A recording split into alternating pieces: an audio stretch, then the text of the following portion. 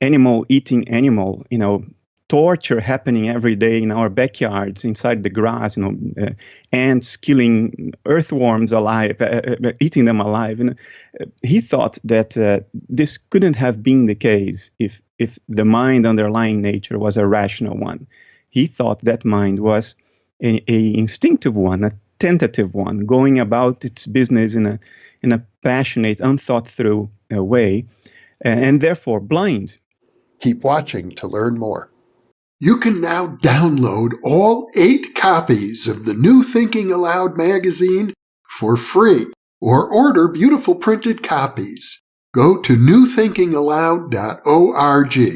New Thinking Aloud is presented by the California Institute for Human Science, a fully accredited university offering distant learning graduate degrees that focus on mind, body, and spirit.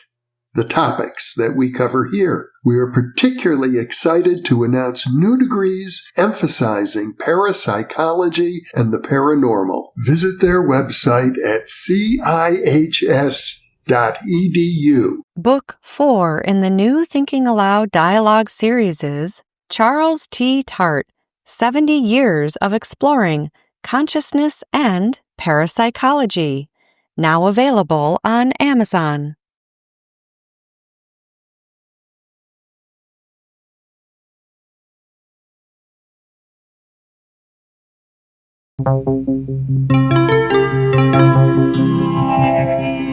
Thinking Aloud. Conversations on the leading edge of knowledge and discovery with psychologist Jeffrey Mishlove.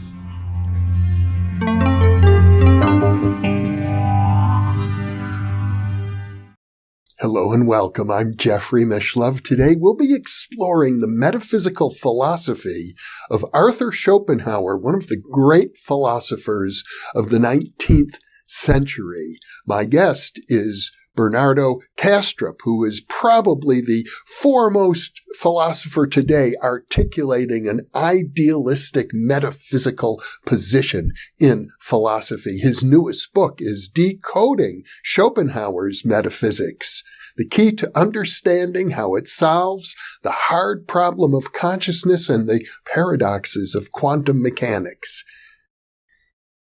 Bernardo has written many other books articulating his philosophy, and we've conducted interviews about those books on this channel, and they include Rationalist Spirituality, an exploration of the meaning of life and existence informed by logic and science. Meaning in Absurdity, what bizarre phenomena can tell us about the nature of reality. Dreamed up reality, diving into the mind to uncover the astonishing tale of nature. Why materialism is baloney, how true skeptics know there is no death, and fathom answers to life, the universe, and everything. Brief Peeks Beyond, critical essays on metaphysics, neuroscience, free will, skepticism, and culture. More Than Allegory on religious myth, truth, and belief, and the idea of the world, a multidisciplinary argument for the mental nature of reality. As always with Bernardo, this is an internet interview, and now I will switch over to the internet video. Welcome, Bernardo. It's a pleasure to be with you once again. Always a lot of fun to talk to you, Jeff. Yes, it's been a while, and I know from our previous conversations that Arthur Schopenhauer is dear to your heart. He's probably the single philosopher with whom you feel the greatest affinity.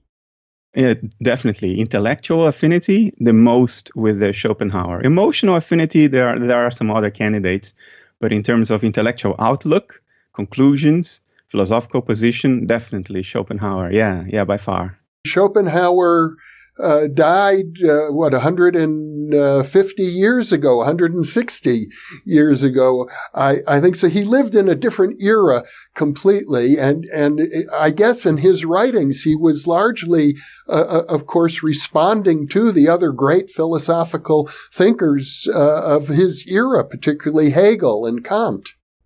That's right. He was with Kant and very much against Hegel. Maybe not necessarily because of philosophical positions of Hegel, some of them surely, but he just disliked the guts of Hegel. I think he thought Hegel was pretentious and complicated things unnecessarily, which is probably true. His main disagreement with Hegel, from what little I know, is because I'm not a philosopher, is that Hegel postulated a rational universe, and Schopenhauer is basically saying that the essence of the universe is what he called will, and it wasn't rational. In fact, he described it as blind. That's right. Hegel's absolute ideal, and both are idealists. Hegel thought that the universal mind behind everything that's going on was metacognitive, deliberate, rational, pondered things. And Schopenhauer thought that the mind that underlies all nature is instinctive. It is not rational. It's emotionally driven. It's will, and the choice of this word already implies that the character of that mind is volitional. It's not objective. It's driven by passion, and that was a main point of disagreement with Hegel, because for Schopenhauer, if you look at nature, animal eating animal, torture happening every day in our backyards, inside the grass, ants killing earthworms alive, eating them alive. And he thought that this couldn't have been the case if the mind underlying nature was a rational one. He thought that mind was a instinctive one, a tentative one, going about its business in a passionate, unthought through way, and therefore blind. But when he used the word blind, he didn't mean that it was unconscious. This is a classical misinterpretation of Schopenhauer. What he meant by the blind will is that it's instinctive, passion-driven will, as opposed to metacognitive, deliberate will. So he basically divides this world, which he sees as, from his idealistic position, as you do, completely mental, but he divides it into will and representation. Yeah, but these are not two distinct ontological categories. Schopenhauer is very clear. Many passages he says there is only will. The will is all there is. The representation is what the will looks like from a certain point of view. In other words, the representation is not commensurate with the will. It's not something else that is as fundamental as the will. It's just the appearance of the will. He's quite explicit about it. So for him, there is only the will, but we can perceive the will from a certain perspective, a certain point of view, in the form that we call representation, by which he meant perception, the categories of perception. I mean, the images and sounds, all of the qualia that we perceive in our minds would be equivalent to representation. Yeah. Everything you pick up with your eyes, with your nose, with your tongue, your ears, your skin, perceptual qualia, these are representation. And you can have direct access to the will without the representation through introspection when you experience your own endogenous volition. So the things you desire, the things you fear, you can experience fear and desire even if you are with closed eyes in a perfect sensory deprivation chamber. You don't need perceptual qualia to experience your endogenous passions like desire and fear. And for him, desire and fear are samples, give us insight into what the will is. He thinks that from the inside, we are will, in the sense of our desires and fears, but he thinks that nature at large, too, from the inside perspective, from the first person perspective, is also will, and that will presents itself to us on the screen of perception as representation. So feelings, fear and desire, lust and fear, and other emotions that we experience directly but are not perceptual, qualities. He would associate that with our ability to directly access the very essence of the universe. That's correct. There is some discussion about that, because he also said the will is outside space and time. And one could argue that your fears and your desires are at least within time, not within space. They transcend space, but you feel them in time. So there is a tricky point there that Schopenhauer himself didn't resolve very explicitly. I think it's implicitly resolved. I discussed this at length in the book. But each of these little, breaches on his wall open up space for modern philosophers to jump in and create tremendous confusion, while Schopenhauer's ideas were very clear. He had tremendous clarity of thought. So I will agree with you. For him, feelings are not representation at all. Actually, he says that explicitly. Feelings are not representation. And therefore, they can only be one thing. They can only be will. All of this was written pretty much before the entire field of experimental science got off the ground. And there's been an enormous amount of research now on emotions and how they're generated in the limbic system and so on that Schopenhauer didn't have access to. Do you think his philosophy is still commensurate with contemporary science in this regard? Absolutely. I think he anticipated things that had we heeded in time before the quantum mechanics revolution of the early 20th century, there wouldn't be quantum mechanics dilemmas today. They wouldn't have arisen because Schopenhauer would have preemptively solved them through the category of will. By postulating the will, we circumvent all the difficult dilemmas of quantum mechanics. And Schopenhauer is sometimes accused to be a crass materialist, even by supposed experts. And this is just an absurd accusation. And the accusation is based on the fact that he talks about brain function as something inherent to us, human beings, that we are sort of driven in a way by brain function. But when he says that, what he means is the brain is the representation on this screen of perception of the inner will. All that really exists is the will, but the will presents itself to us, the will of a human being presents itself to another human being as the organ we call the brain. And therefore, when he talks about the brain sort of driving our behavior, what he's saying is that it's the will that's driving our behavior, but that will present itself as a brain. So he talks about the brain. He's certainly, most definitely not a materialist. I guess what you're saying is even though he was acknowledged as one of the great philosophers of the 19th century, he's been widely misunderstood.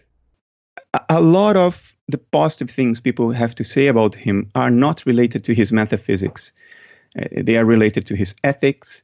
They are related even to his writing style, which is so compelling, so clear. Those long phrases, but at the same time, they are clear. I mean, long phrases like you can do only in German, right? You can't do those in English. But very clear. On the metaphysics side, however, I mean, his aesthetics is celebrated. What he has to say about art, about love, all of this is celebrated. But when it comes to how he saw the world, what is the essence of the world, he is accused of having been incoherent and self-contradictory. Both of these accusations, I believe very strongly, and that's a case I make in the book, are based on tremendous misunderstandings of what he had to say. His clarity of discourse is such that I find it unbelievable that so-called experts could have misinterpreted him at such a basic level. He emphasizes the distinction, or you certainly emphasize it in interpreting him, between pure experience versus what you call metacognition. Yes, that's very important. Because Schopenhauer is very clear when he says that we shouldn't interpret him as stating that there is deliberate volition underlying the inanimate universe, underlying nature at large. And he emphasizes that. And sometimes he uses the word consciousness, Bewusstsein, in the sense of metacognitive experience or metaconsciousness. And sometimes he uses the exact same word, Bewusstsein, in the sense of raw experience, not requiring metacognition. There are several passages in which you can discern exactly what he's doing, but in general, this distinction is critical for understanding Schopenhauer. If you don't make this distinction, you cannot grasp him, because for him, only we humans have developed the power of metacognitive deliberation. Not only are we phenomenally conscious, we can access the contents of our experience as objects. We can think about our thoughts. We can evaluate our emotions.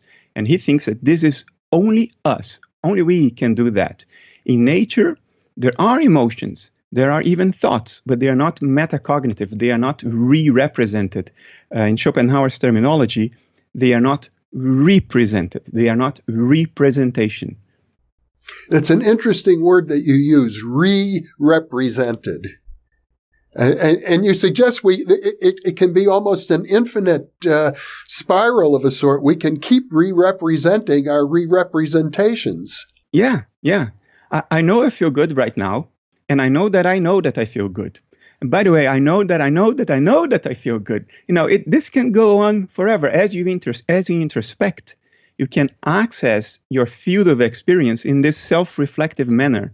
And Schopenhauer does insisted that in nature at large, this was not the case. Nature was blind. His code word for nature is not metacognitive. It is not re-representing its experiential states. But some people misinterpret that, and they think that he's saying nature is not experiential. Therefore, the will is not consciousness. And therefore, he's not an idealist. And from then on, it's just an amazing flood of confusion. Now, one of the metaphors that Schopenhauer used, that you mentioned, is comparing the will to the intellect, is that the will is like a giant, very strong but blind, and carrying on his shoulders the intellect who is lame, can't see, is lame, can't walk, and therefore is very weak. Yeah, and it's like, the intellect is like a little lighthouse on top of a mountain of instinctive passion. The intellect has very little power, and we know that from direct experience. I mean, can you think yourself out of depression? Can you think yourself out of worry? You can't. You're completely in the hands of your emotions, of your unconscious. The word unconscious, I use it with a lot of reservation. Subconscious mental life. Our intellect, it can conceptualize things, but it has little power to change how we feel. And this is basically what Schopenhauer was saying. We too are the blind will. We are a mountain of blind will, extraordinarily powerful. We are driven by it. But we can shine a light on that because we can re-represent, or what Schopenhauer called abstractly represent. Abstract representation for him is what we today would call a re-representation. We can shine a light on that and at least become metacognitively aware that this is how we feel. We can't change how we feel by thinking our way out of it, but we know that this is how we feel. And for him, this is already a step forward, but a very dangerous step because it's also the source of all suffering. People regard Schopenhauer as a pessimist because of his emphasis on suffering. I've also heard him compared to being a Buddhist. Yeah, but one of the noble truths is life is suffering, right? Maybe even the first one. So there isn't a contradiction there. But at the same time, we don't emphasize that aspect of Buddhism, that realization that suffering is inherent to our existence as living creatures. We don't say that Buddhism is a pessimist religion, because although they acknowledge that, the way they go about it is, this is just a part of life. It's not something to be negative about. It's just something to recognize and be open to it. Next to all that suffering that is intrinsic to life, there is also loving kindness. To acknowledge suffering doesn't deny loving kindness in Buddhism. But in Buddhism, we understand this. We don't say, oh, it's a pessimist religion. But for Schopenhauer, for some reason, all we see is his pessimism. We don't see that there is tremendous positivity in other aspects of what he says. His understanding of music is extraordinarily positive. This inherent rhythms of beauty, which he associates with the Platonic forms. He thinks that all nature is, in fact, driven by Platonic forms, which are archetypes of beauty as well. Wasn't it Plato who said truth and beauty, are one-on-one, they go hand in hand. So there is more to Schopenhauer than just raw pessimism.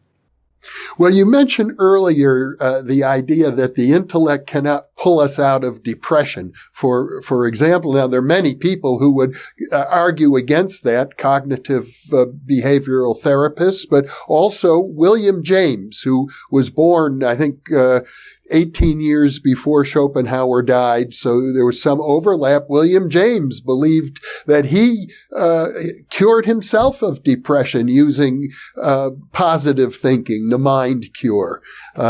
He proclaimed, I think that is one of the great discoveries of his era, that we can control our lives by controlling our thoughts.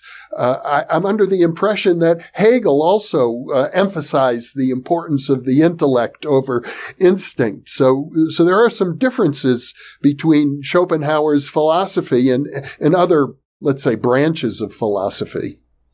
Surely. There's no denying that. I think statistically, it is difficult to say that we can really solve our depression, our ennui, our existential despair by thinking positively. Otherwise, we wouldn't have the epidemic of depression and existential despair that we see spreading around the world like bushfire in recent years. I will not deny that in some cases it may be possible, although I feel very skeptical about it. And the reason is I am with Jung and the depth psychologists on this. I think the superficial positive changes that you can achieve by altering your patterns of thinking, like in cognitive behavioral therapy, they are just that. They are quite superficial. And once the monster lying in the depths rears its head, you can think positively as much as you want. You're going to be swallowed up because our foundations are not driven by thought. Our foundations are driven by the blind will. I think Schopenhauer would think along these same lines, because his recipe for dealing with suffering is not positive thinking at all. His recipe was to overwhelm thinking. His recipe was to get rid of thinking, get rid of abstract representation by flooding your consciousness with pure, unrepresented perception, such that you could access the primary templates behind the forms of the world.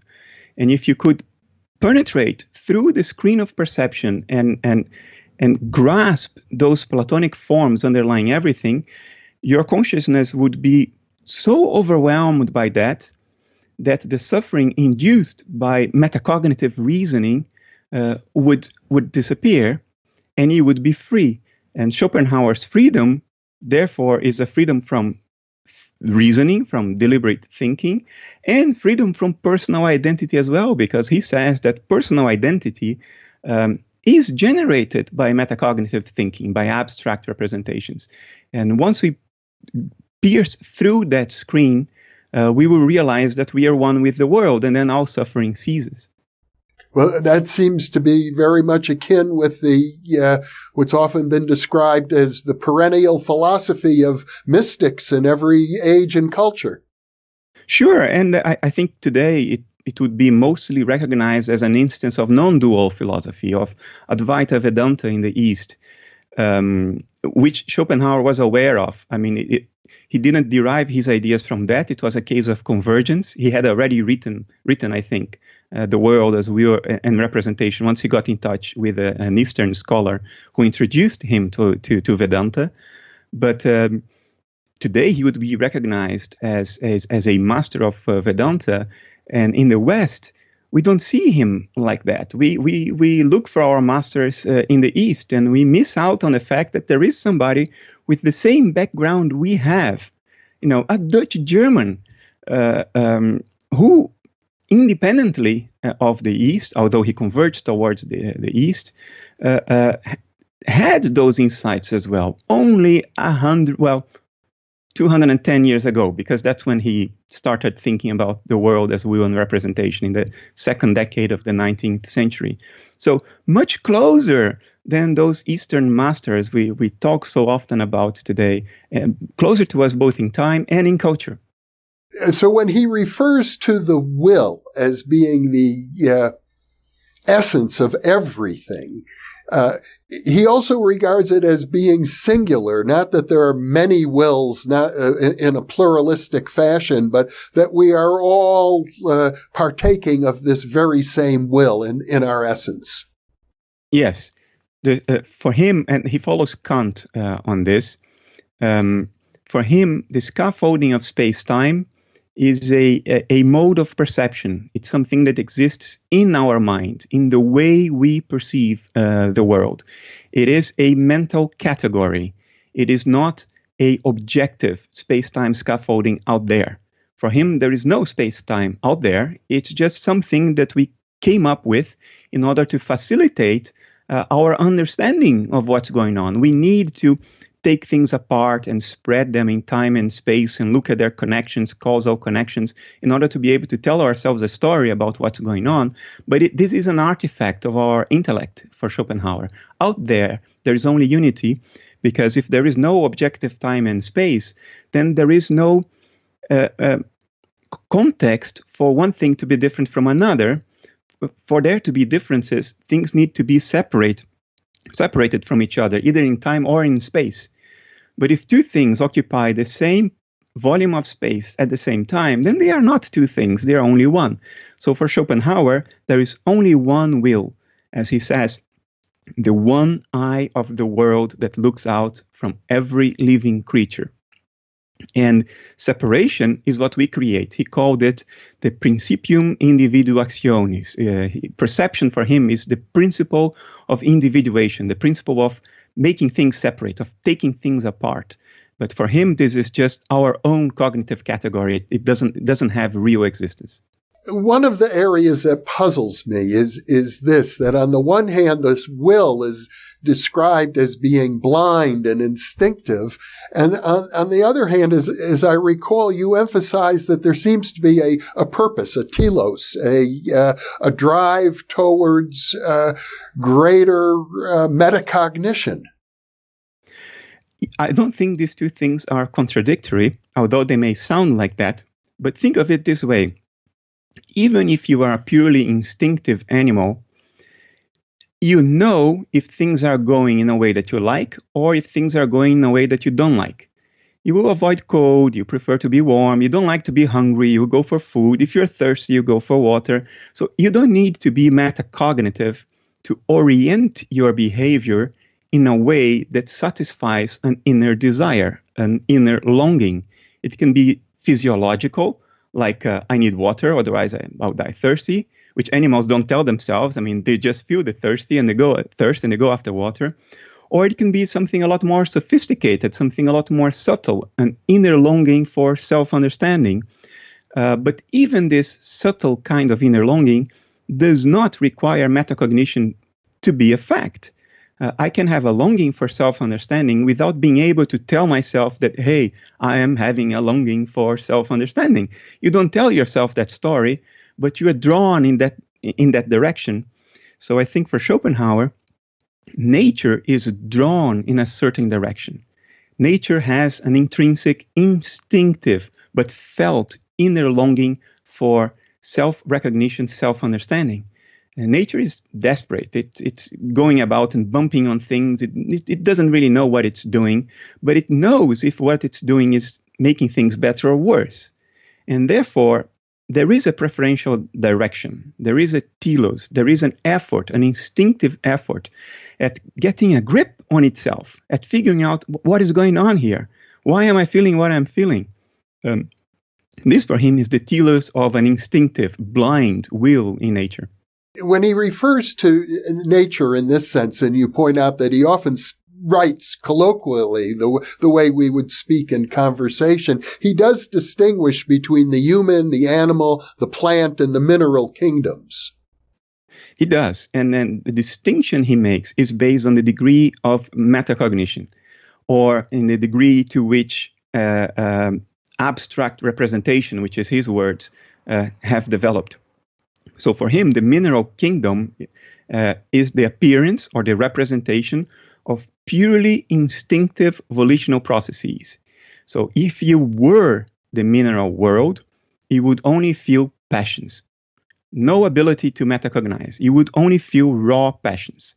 That's what the mineral world is in and of itself from a first-person perspective, and that presents itself to us in the form of rocks and water and whatnot, soil. And then the degree of metacognition grows. He thinks that although a plant doesn't metacognize, it reacts. A sunflower can turn to follow the sun. So there is something in the inner life of a plant that tells the plant, hey, it's better when I'm pointing to the sun. Things feel better, things feel warmer, whatever that is. So there is reaction. An animal already has a degree of metacognition. For him, perception or representation entails a small degree of metacognition because that's required for you to differentiate the subject from the object. My cat knows that it is different from the food it eats. That's why it goes after the food, because my cat makes that distinction. It recognizes, not metacognitively to the extent that we can, but there is some small degree of metacognition that allows an animal to separate subject from object, to think of itself as an entity separate from the things in the world out there. And then it goes all the way to a human being, which can abstractly re-represent abstract representations of abstract representations, and so on and so forth. And for him, this ability to re-represent is the outcome of an instinctive desire in nature for self-recognition and self-understanding. That's why nature favors life so much, because it bumped on something, by accident, whatever, it bumped on something that made a first spark of self-reflection and self-awareness pop out of a sea of purely instinctual passion. And now that it bumped on that, it keeps pushing on in that direction, as you would expect an instinctive passion to do. You use the word passion in reference to rocks and streams of water and the like, but I'm sure you don't mean that they actually feel emotion the way we would think of passion. As I recall, you referred to them as being expressions of what we call the laws of nature. Yes, and there is a critical distinction here. Schopenhauer was not a panpsychist. Schopenhauer denied the existence of multiple subjects. For him, there was only one subject, only the one eye of the world that looked out from every living creature. So he was not a panpsychist. Therefore, for him, a rock was not conscious in and of itself. A stream was not conscious in and of itself. The moon was not conscious in and of itself. That's not what Schopenhauer was saying. What he was saying is that the rock, the stream, the moon are all segments that we sort of pick out from a broad image that we could call the inanimate universe. And the inanimate universe as a whole was the will. So there is something it is like to be the inanimate universe as a whole. And what that is a instinctive passion. So you can't talk about the whole non-biological universe being passion, instinctive passion. That's okay. That's consistent with Schopenhauer. As a matter of fact, he said just as much. Where it goes wrong is when you say the rock has passion, the stream has passion. That's as absurd as to say that one synaptic cleft inside your brain has a thought. No, it is part of your brain. Your brain has a thought. I'm not even sure I would agree that the brain itself has a thought. I'd say the mind has a thought, but the brain is the image of a thought. Yeah. Okay. I like that. You said earlier that Schopenhauer, his philosophy would have, had we recognized it earlier, helped us to avoid some of the paradoxes that we now face in philosophy of mind and in quantum physics. And I know we're going to do a whole separate interview on quantum physics, but let's just go over it briefly in terms of what these paradoxes are and how Schopenhauer's philosophy resolves them. If I can summarize in a not very accurate way, but accurate enough. It's not unfair what I'm going to say. The key dilemmas of quantum mechanics today, it boils down to one thing. We know that there is something out there that does not depend on us. Otherwise, there wouldn't be such a consistency across the world you perceive and report, the world I perceive and report, the world my cat perceives and reports in his own way. So there is something out there that does not depend on our individual minds. I think this is an empirical fact.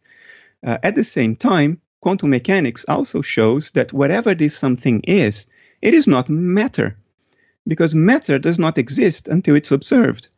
It turns into an epistemic entity, not an ontic entity. In other words, it turns into a abstract wave of probabilities, if one wants to talk about it, which is just our way to describe our knowledge of that thing. It is not that thing. That thing is not probabilities.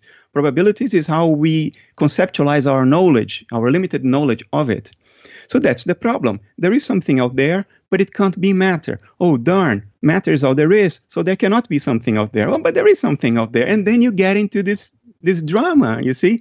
Now, there comes Schopenhauer. Matter for him is representation. It's the appearance of something. So yes, matter is only there once it's observed, because it's the appearance of something. You cannot talk about the appearance until something is observed. Otherwise, it doesn't appear. It just is what it is from a first-person perspective. But in addition to representation, in addition to appearance, in addition to matter, there is the will.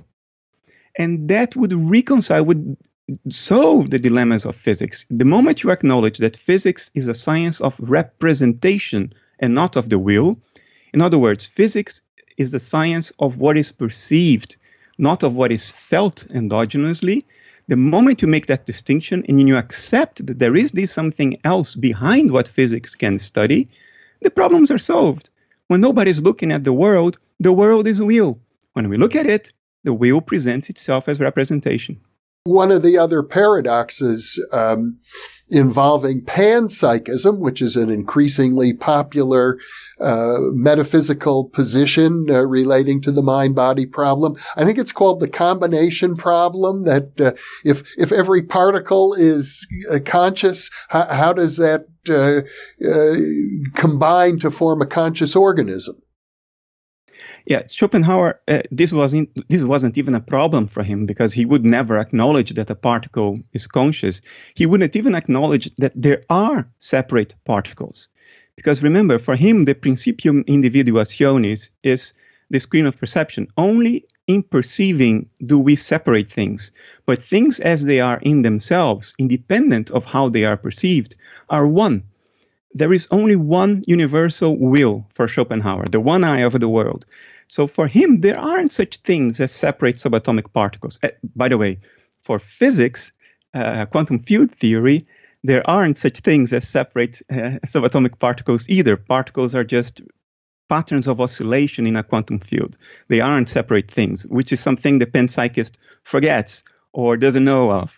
It renders panpsychism incoherent right there on the outset. But anyway, so for Schopenhauer, there aren't separate particles, so there is no panpsychism. The problem Schopenhauer faced and pretended he didn't face, and that's the main criticism one can make of his philosophy is he didn't solve the decombination problem, the decomposition problem. Because if there is only one will, how is it that I cannot read your thoughts? How is it that I cannot see the world from your eyes?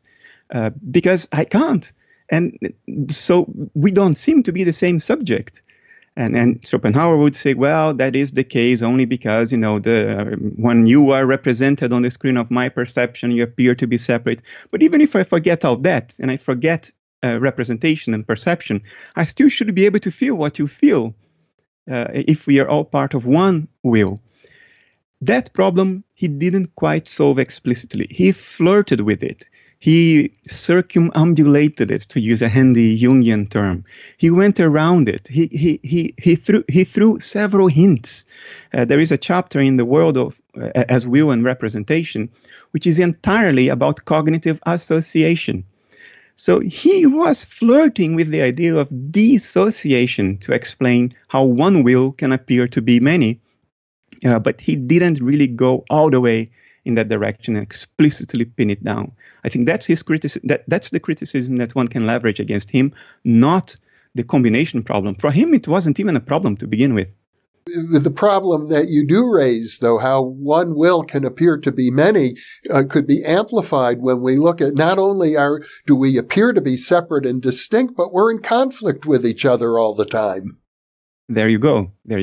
And of course, Schopenhauer recognized this conflict. For him, it was precisely the conflict between individual expressions of the will that led to suffering, because they would self-identify with something that doesn't exist. In other words, with an individual. And for him, that was the source of all suffering, as it is in Buddhism, as it is in Advaita Vedanta. I mean, it all converged. So basically, what you're saying is that you and I aren't really separate individuals. Actually, in our essence, we are one. Yes, for Schopenhauer, the eye that looks out to the world behind your eyelids is the same eye that looks out into the world behind my eyelids. And I use the word I here purposefully in an ambiguous way. It could be EYE, or it could be just the letter I. For him, it's only through abstract representation, through representation, that this one eye of the world that looks out from every individual creature invests itself with an illusory individual identity. In other words, for him, if you and I were to be placed in a sensory deprivation chamber, an ideal, perfect sensory deprivation chamber, so we would have no perceptual input. And if you and I could, for at least a moment, be completely amnesic and forget everything, so you have no memories and you have no perceptions, but you still have inner life, your inner life would be exactly like my inner life. It would be that one eye of the world. That would be Schopenhauer's position, I think.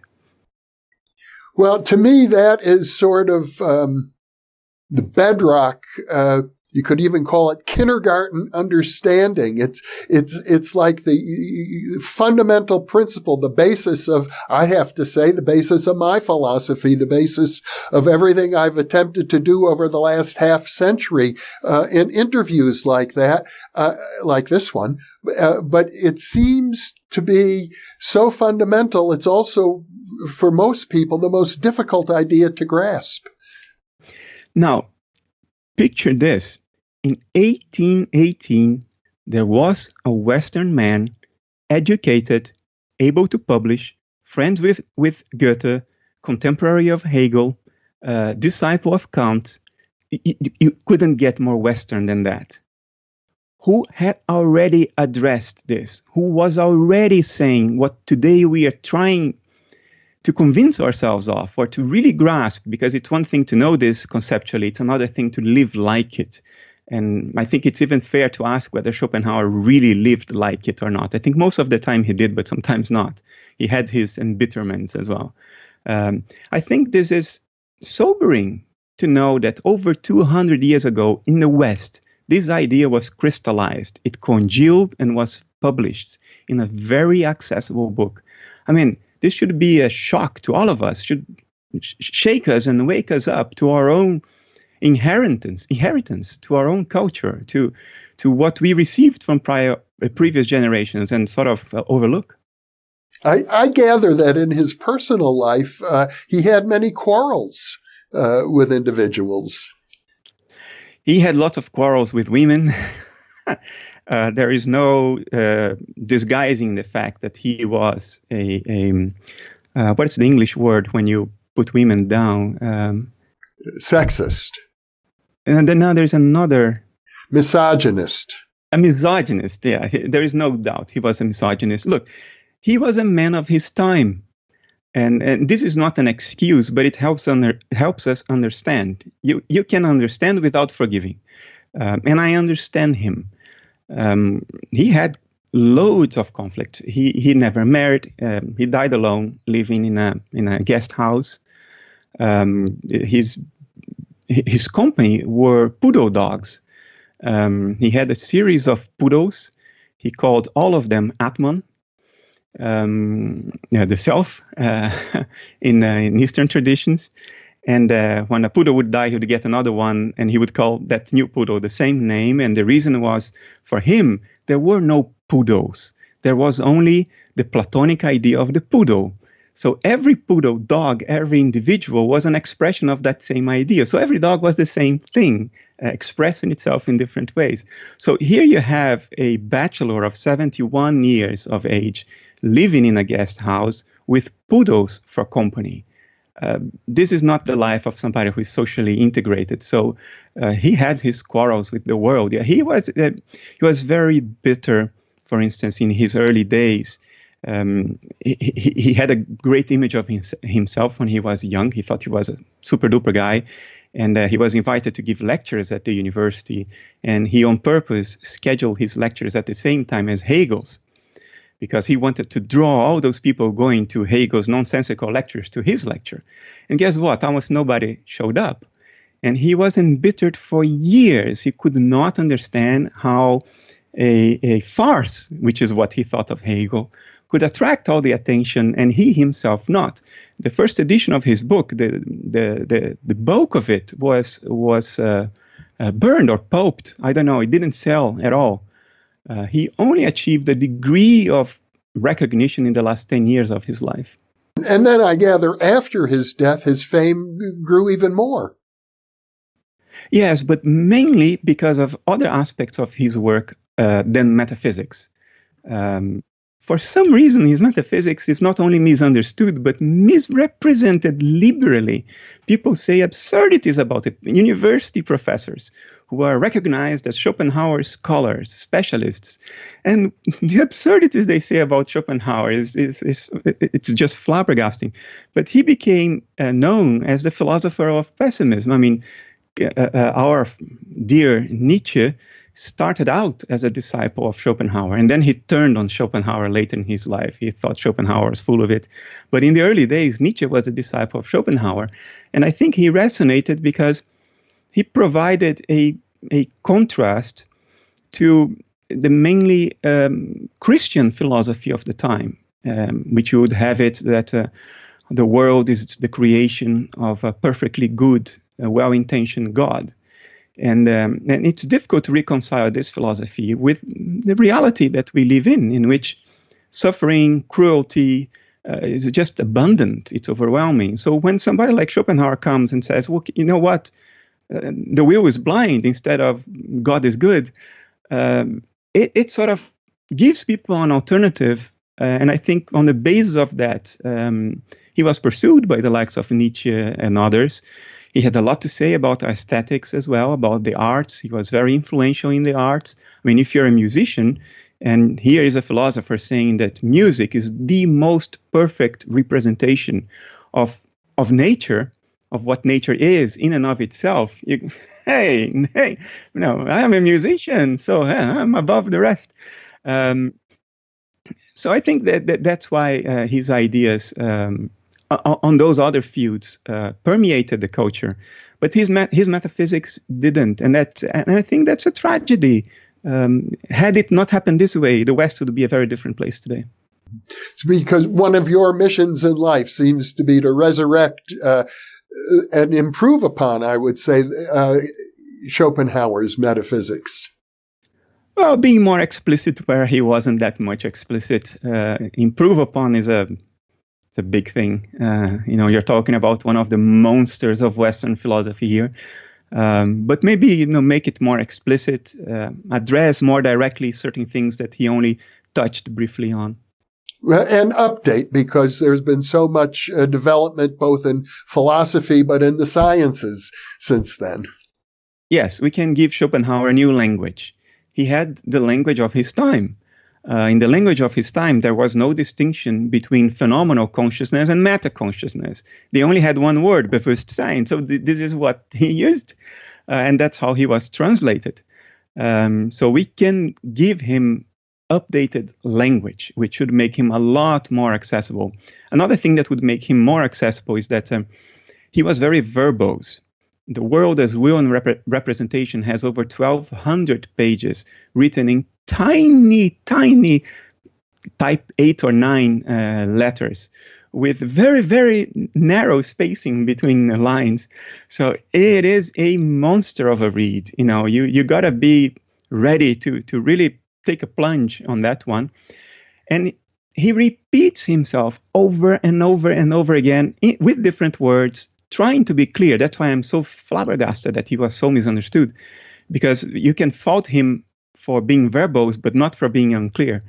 And I think in this day and age, nobody will have the time, the presence of mind, even the will to play with words here, to plunge into those 1,200 pages. So we can eliminate the repetitions, we can summarize it, and sort of give the basics of Schopenhauer, the metaphysical part.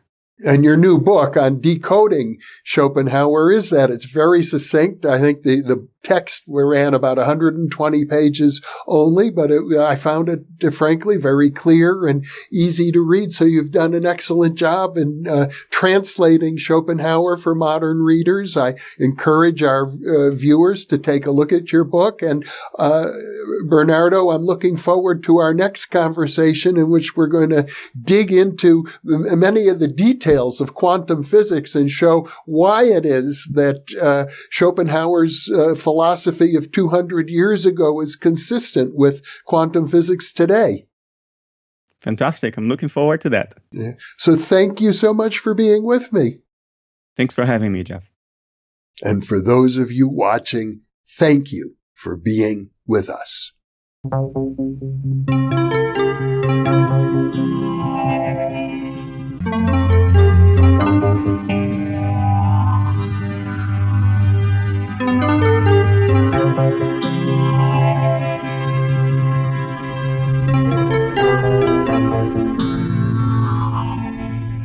Book 4 in the new Thinking Aloud dialogue series is Charles T. Tart, 70 Years of Exploring Consciousness and Parapsychology, now available on Amazon.